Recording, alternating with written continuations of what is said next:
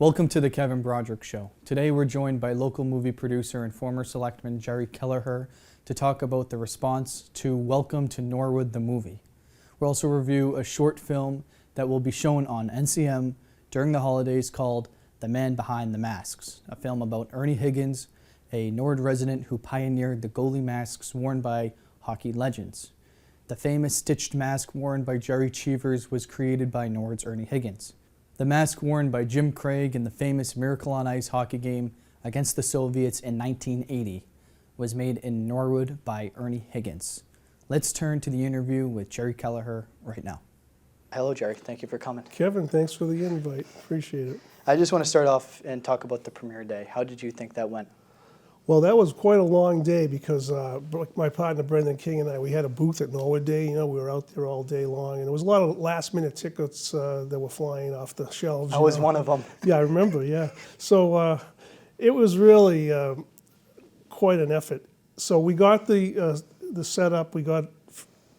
We had the pace car, you know, from our other movies, and we put that in front of the theater. We got the red carpet, all that set. It was pouring rain, you know, and but it cleared up right like before 7, and yeah, it was a pretty packed house, you know, and the people really responded well to it, and you know, I'm gratified by the response I got, you know. Yeah, are you still hearing responses? Yeah. Some guy just stopped me at the Big Y parking lot and told me he enjoyed it, and.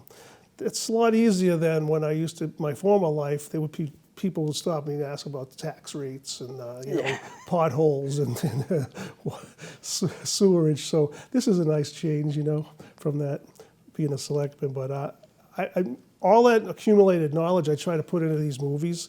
And this Norwood one, it took me 3 years to make, you know, and it was a labor of love. And it started with the 2022, the 150th, and I was on the committee and all that. And we just, from there, took off and just started gathering information, photos, films from all over the country, and we had a good result, you know, so I'm proud of it. And I know some people ask me about this. If they didn't get to see the premiere, how do people watch it?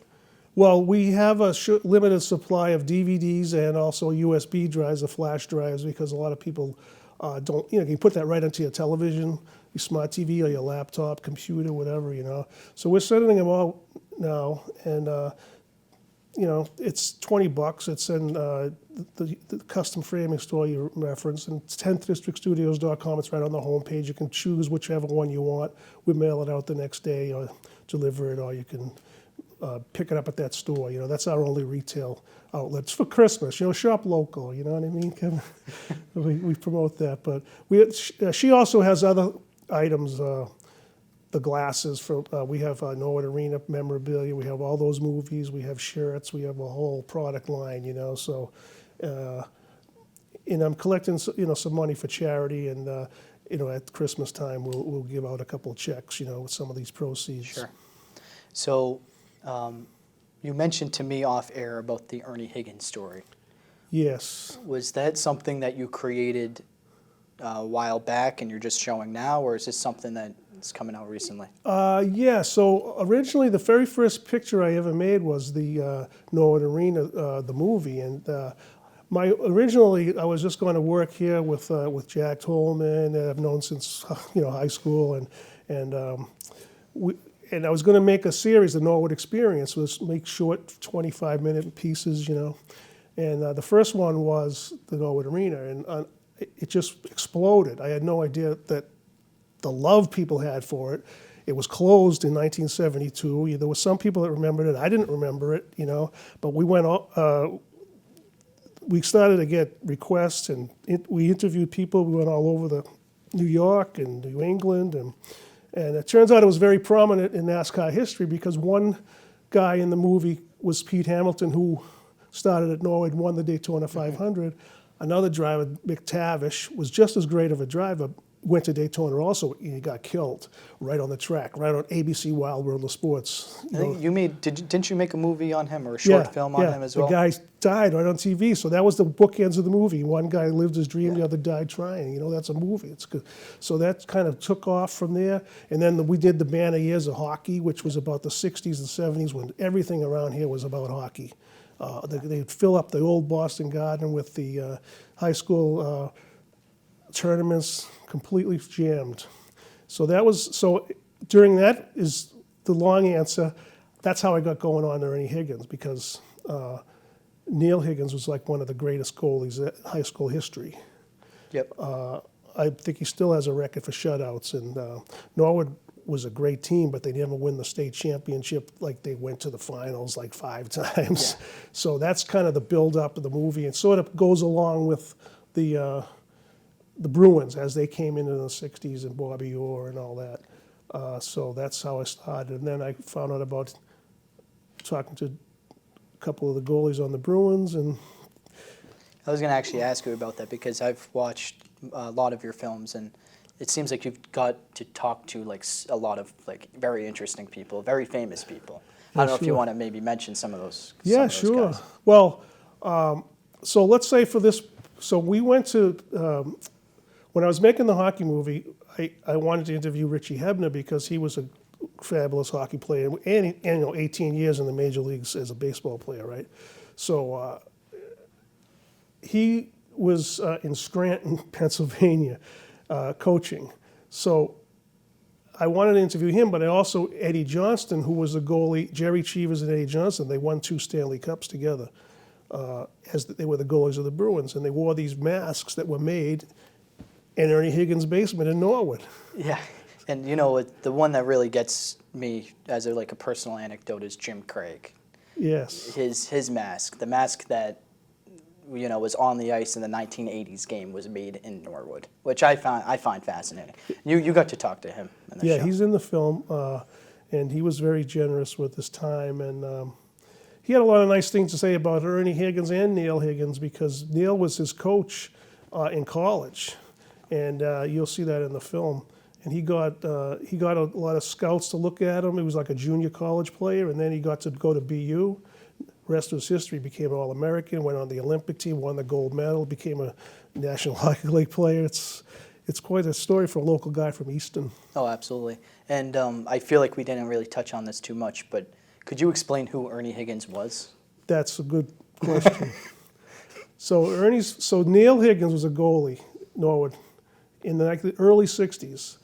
The players didn't wear masks in the NHL, the goalies. They didn't wear masks. And until like 1959, 1960. And so he wanted to protect his son, this guy Ernie Higgins. He was a local plumber. He was in the, he lived on Crestwood Circle, right off Manhattan Street there. And so he couldn't find a safe mask for the kid. So he wanted to make his own because he was a plumber. He knew how to use fiberglass and he knew how to use plaster of Paris. And this he experimented for Neil. And then he came up with this prototype, and then he wore it. And then other schools, other kids from Canton and Walpole and all these other towns are like, hey, I want to protect my face too. Yep. It's called saving face, right? So that's how it started. And then the colleges got involved. And I don't want to give away the movie, but what happened was Eddie Johnston was hit in the face with a puck during practice, and he was out cold in a coma for a while, weeks. So he came to Higgins to Norwood, to his basement, and he had a big mask made that covered his ears and everything like that. And it became, those masks are in the Hall of Fame. And Jerry Cheevers was the #1 goalie. Every time he got hit in the face, he would put stitches where he thinks he would have had stitches. You can probably see a picture of it here. Yeah, absolutely. I'll put it on the screen now. So that mask was actually made in Norwood. Absolutely, yeah. Right in the cellar on Crestwood Circle. That's fascinating. It really is. So, and eventually, was it Ernie Higgins who created he was in that time period kind of the mask maker for all of those white masks. You look at any old Bruins, the New York Rangers, Eddie Jockman was a famous goalie. He wore the Higgins mask. The whole, like everybody in the National Hockey League, and he would make a bust of their face, and he would have like a gallery of all NHL players and college players in his office. Yeah. It's quite a thing. And the neighborhood they grew up on, Crestwood Circle, Yeah. there was a lot of people in that area who played hockey. It was almost like a hockey area. Yeah, I called it the Circle of Champions in the movie, because like Donnie Reddick's a friend of mine, and he played on the state championship team, and his brother Kenny was a little older. He played in the late '60s, and then there was Donovan and the Hebner brothers were around the corner, and there was just like a whole neighborhood of kids, Sordovic and Maloney and all these kids, and all in one area, and they all were on these fantastic Norwood teams. Yeah. And a lot of them went to college and played. Yeah, and I think you mentioned this to me. He didn't just make hockey masks. I think he did other stuff with his mechanism, like he helped people when it came to hospital treatment and other stuff as well. Yeah, he did. It's a pretty funny story. Cheevers bought racehorses, and he wanted to protect the shins of the horses in the stall, so he had Ernie Higgins make a shin pad for the horses, so they wouldn't kick it on the wooden stall. The stories that you come up with, and that's the fun of making the films like this, because it's like only in Norwood. You wouldn't expect all of these stories to come out. We had a governor from Norwood, Frank G. Allen. We had the most famous photographer of his age in Fred Holland Day. A lot of people know the Day House, but I have a film about that. We'll show that shortly on this network. And yeah, I mean, it's just like I like to sort of bring a bygone era stories to like a modern audience. Yeah, and I'm sure you learned little things along the way about the town. Like, it's fascinating, yeah. honestly. Yeah, it's really. Well, the thing that struck me as far as when I just did this big 300-year trip down memory lane of Norwood and South Dedham was how generous the people were, the founders, the leaders of the community. They donated land, they bought houses, moved houses, they laid out the whole downtown, they gave the money for the tower, for the bells, the carillon bells. They did the bandstands, gazebos, everything. It was like a lot of it donated, like the Civic Association, started with George Willett, and then they had a civic where the hospital, shell of the hospital is now, and then they moved up to the uptown, the Civic. But it's all in the film. Yeah. And there was also the ambassador, I think it was, to the Philippines. Yeah, Cameron Forbes. Forbes, yeah. So there's a lot of famous people that grew up in this town. Now that guy, that's an interesting part. That's a segment in the Norwood movie, and that gentleman was, he was the ambassador to the Philippines and to Japan. And he had, delegations come in the Forbes house, the Forbes mansion that you hear about at town meeting all the time. People are like, what's this all about? It was a huge, he had a polo field out there, and he had a huge estate. And then eventually he sold it to, he donated it to Harvard for the his alma mater, and then they sold it to a fruit company where they kind of like, it's in the film, but the bananas, they bred bananas at this guy's house, and then Polaroid got it, and then in the '60s, and then Polaroid made this massive factory. They were the #1 instant camera company in the world, So there's quite a history there, and the town has been in and out of ownership of it, Yeah. All right. So we drifted a little bit from Ernie. Yeah. You mentioned to me you're planning on putting that out on NCM. Yes, Norwood Community Media, they're going to show that, be the next film that they show of mine, probably very soon, and then we'll show some of the others, the Gentleman from Norwood, which was about Governor Frank Allen.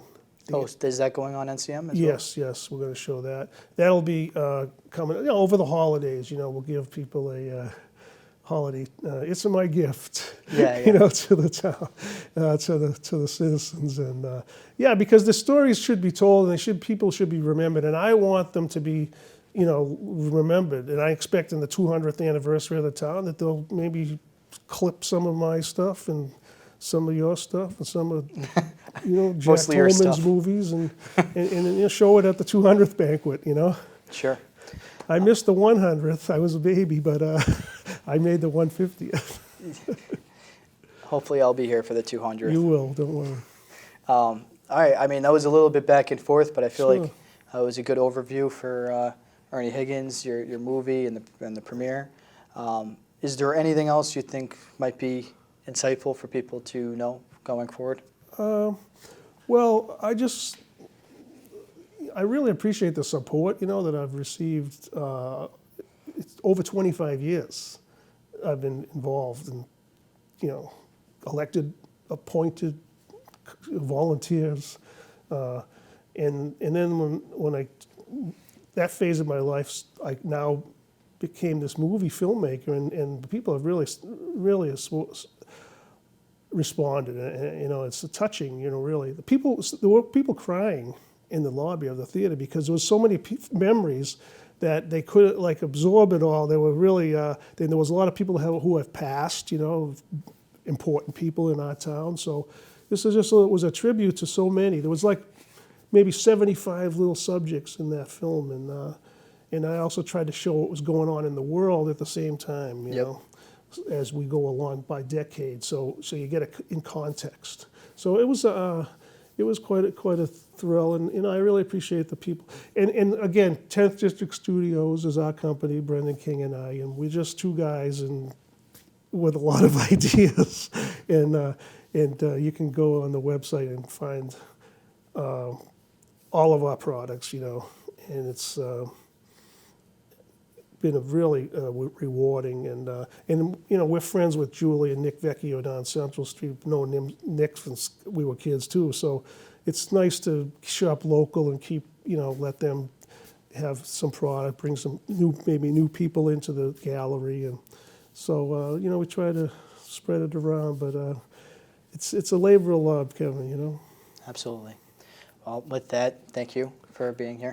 Pleasure is mine, and you know, we'll show the people the trailer, and they can get a sense of what we're talking about Oh here. yeah, good call. I'll put the trailer up on the screen right now. And, Yeah, 90 seconds, whet your appetite, and then when they'll schedule it, they'll be announcing it on the character generator, whatever they call it now, the guide, you know. Yeah, yeah. Yeah, so we'll put that up. I'll put that up right here, and we'll be back right after. 10th District Studios presents a film by Jerry Kelleher on the next Norwood Experience. One of the men very prominent in the making of these masks is a 53-year-old heavy construction foreman from Norwood, Massachusetts. His name is Ernie Higgins. I've always been interested in hockey, having been born in Canada, having a son of my own that was a goal. When he was 12 years old, I couldn't find a mask that suited me, and I decided to try to make one. It was a total impact mask. It fits just like an outer skin on the person. If the puck hits, the shock is distributed completely all over the face. It fits so tight that the eye holes can be kept to a minimum, and yet give perfect breathe. It's hard to say how many serious injuries have been already prevented by the wearing of the face mask by goalies. For all goalies in hockey everywhere, thank goodness for the face mask.